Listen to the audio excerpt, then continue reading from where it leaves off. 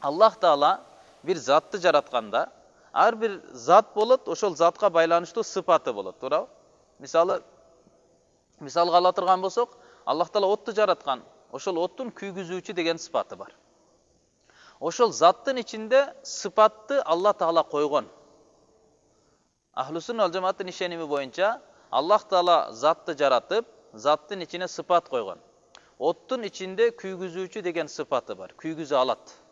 Бирок кандай эле от дүйнөгө келгенде Аллахтын өкүмүнө муктаж, дүйнөдө от өзүнүн сыпатында калыш үчүн да Алланын өкүмүнө муктаж, ал сыпаттан чыгып от жок болуп кетиш үчүн да Алланын өкүмүнө муктаж. Аллага толук муктаж болуп турат.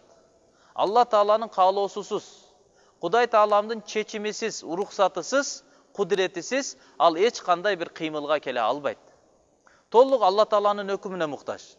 Мисалы Ибрахим деген пайгамбарды катапульт менен качанда оттун ичине ыргыткан учурда Алла Тааланын буйругу болду, ошол отту я нару куни барда ва салама ала Ибрахим. О от, сен Ибрахим пайгамбарга муздак жана саламаттуу болгон деп буйруду эле, ал жака түшкөндө эч кандай күйгөн жок да.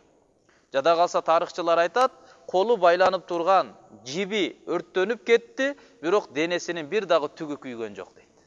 Демек, от күйгүзүү сыпатында Алланын өкүмүнө муктаж болуп турат.